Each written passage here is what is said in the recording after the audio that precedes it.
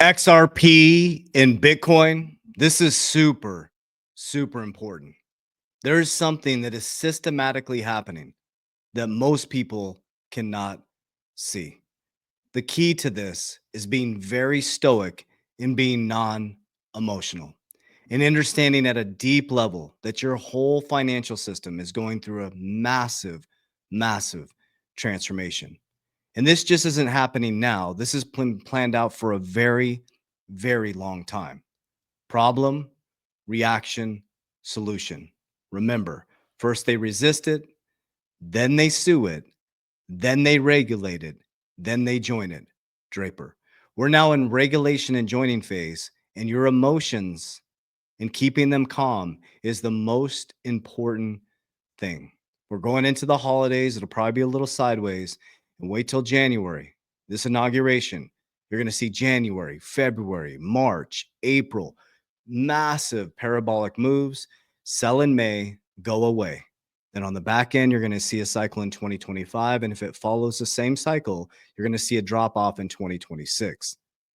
As Raoul Paul says, we have 6 years. Don't F this up. So in today's video, we're going to break down what does Brad Garlinghouse, Micheal Saylor, and Trump all have in common. We're going to break that down today. On the back end of every video, I share with you exactly what I'm doing. So the first thing I want to show you guys, I watched this whole turning point. There was a thing here in Arizona, actually. Trump came out as a special guest and special speaker. So Brad Garlinghouse, Abs from Good Morning Crypto posted breaking: President Trump mentions Bitcoin during his Golden Age of America speech. Bitcoin has surged to an all-time record high of 108,000. Congratulations. Now remember, Bitcoin, if you're new to crypto, Bitcoin was created in 2009 in January, and BRICS came out in 2009. Brazil, Russia, India, and China, South Africa to de-dollarize. The very thing that was this decentralized global monetary system is now working to help fix the sovereign debt crisis in the system. There's something that we can't see that's going on behind the scenes. And I'm going to start to try to connect the dots with logic and really stay calm and try to figure out what the future is going to be. That's a record. Bitcoin has surged to an all-time record high of $108,000. Congratulations. Congratulations. And just last week, in an overwhelming statement of confidence in our leadership, the CEO of SoftBank, a very highly respected man in Asia, Masayoshi Son, you probably saw it announced that he will be investing, and only because I won the election, he made that clear, only because he has confidence in the United States, between $100 billion and $200 billion. And he's going to be investing. It's equal to about 100,000 jobs at least. And all over the world, people are investing now. They're starting the investments, and it's going to be a beautiful thing with the jobs. But they're calling it the Trump effect because even before taking office, we're already bringing in the jobs and opportunity and safety and common sense back to the USA. Common sense. This is very, very key. Use your common sense. The public and private sector have to come together. America has more debt than it has income. Is it by chance that all of a sudden Bitcoin can solve the sovereign debt crisis, that El Salvador brings Bitcoin onto their books, becomes one of the safest countries in the world, and now almost completely sovereign because of Bitcoin? Like, think about this. Bitcoin is not going to be used to transact, guys. It's being used as a store of value. There's a reason why BlackRock Larry Fink went from it's used for money laundering to it's a flight to quality. The system has to change. Bitcoin will be a store of value like gold. That's why 80% of the supply has not moved. There's only 218 million, I think there is 218 million Bitcoin in the world. It's going to become one of the most scarce assets. And then you're going to have XRP and Ripple, the company, taking over the whole monetary system in regards to faster payments. You're going to have new stores of value. You're going to have faster payments. You're going to have blockchain infrastructure. It's just a systematic change in your system. Remember, guys, the Bitcoin conference, it was all about decentralization, anti-government. And then all of a sudden at this Bitcoin conference this year, you had Trump, you had Cynthia Loomis, you had RFK, who holds most of his wealth in Bitcoin. Think about that for just a moment. Why would RFK have most of his wealth in Bitcoin? It's called a deflationary asset. People are moving away from the US dollar, which is a Ponzi scheme. If I put $10,000 into a bank account, which I'm very cash poor and asset, I push my money into assets. I don't hold all my cash in the US dollar because it has 3% purchasing power. I transmute it into deflationary assets, into insurance to lock up the principal, right? Why would you hold your money in an asset that has 3% purchasing power? So you're seeing a transition into a new asset-backed type of currency, a new blockchain type of way. All right, so let's. Senator Ted Cruz had a big part of this as well. He's talking about crypto big time now. Texas is working to implement their Bitcoin treasury at a state level, and then Cynthia Loomis is working to do it at a United States level. I'll tell you what, we are also going to unleash crypto.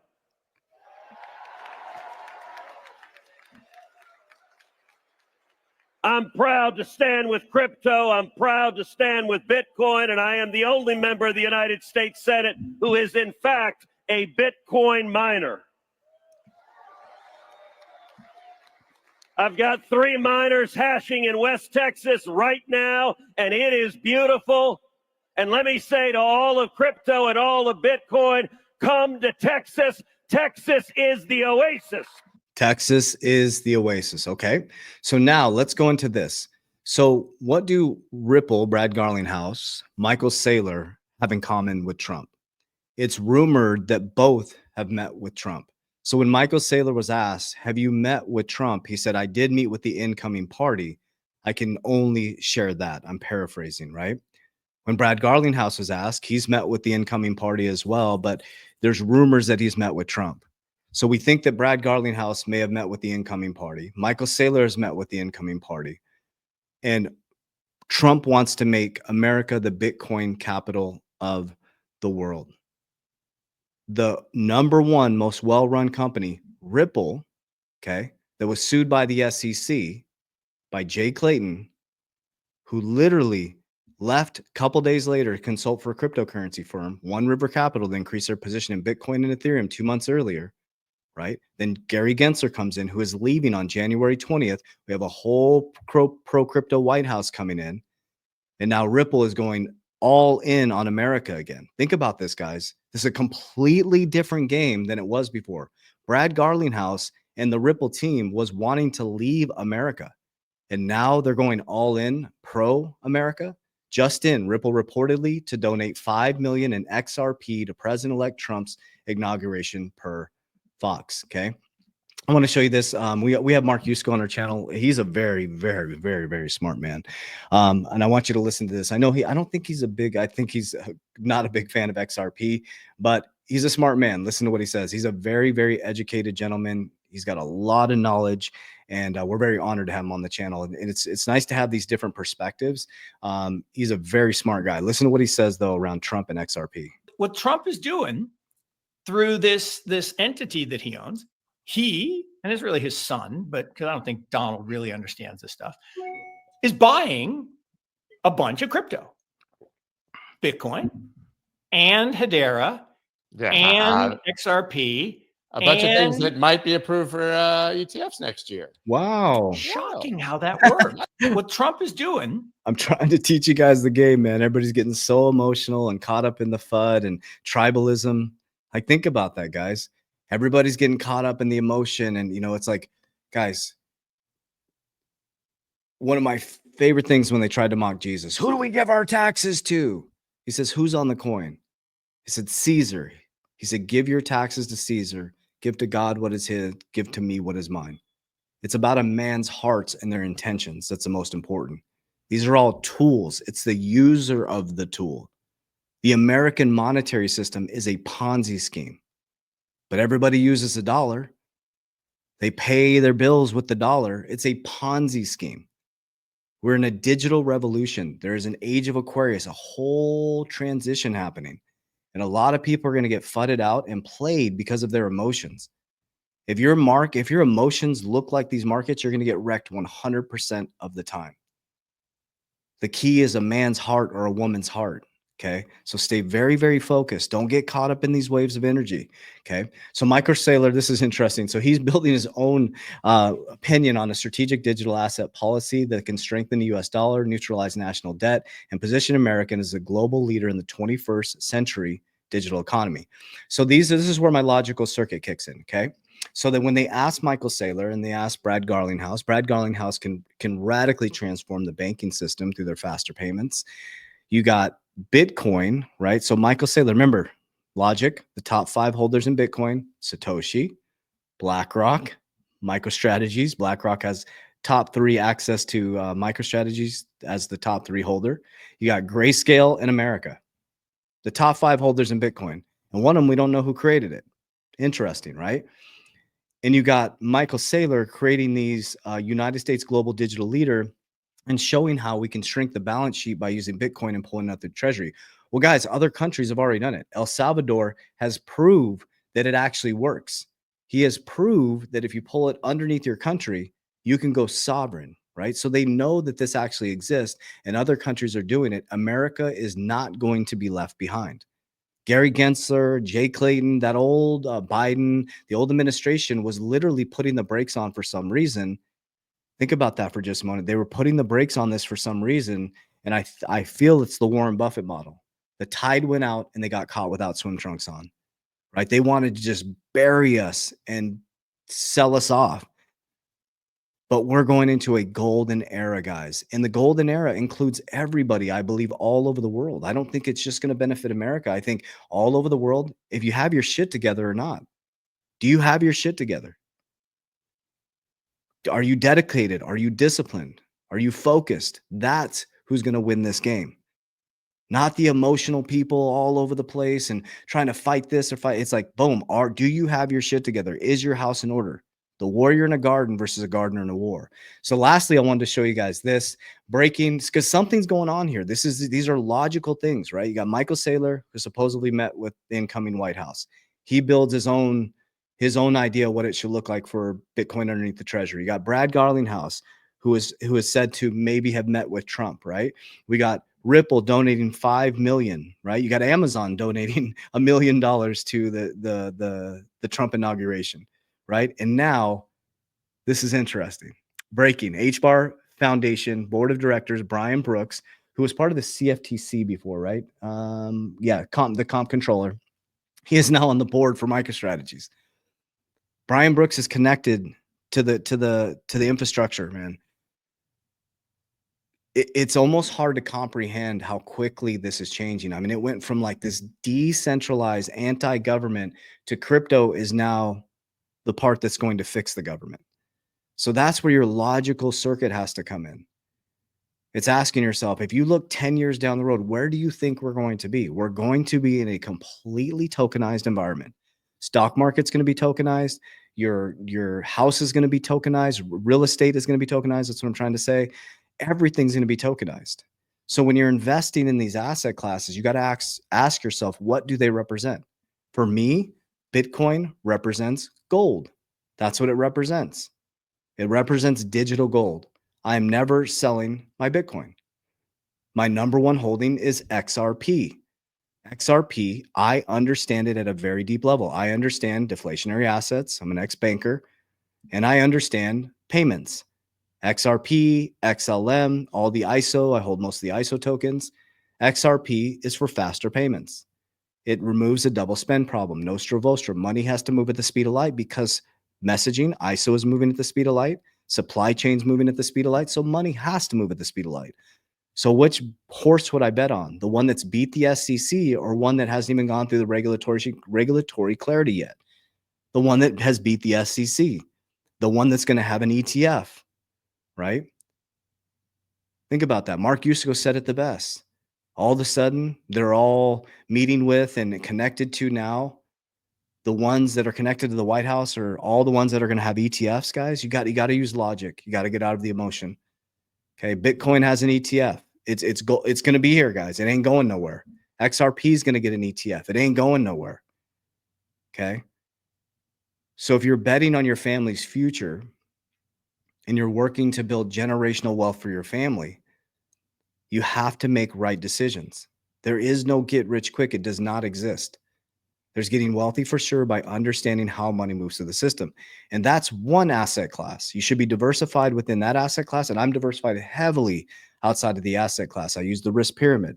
I pull profits. I pulled my first target of XRP at $2.70. I was buying at 17. I'm exiting 50% of all my alternative tokens. Bitcoin I'm holding as a store of value like gold. I'm exiting 50% on the way up as it goes up.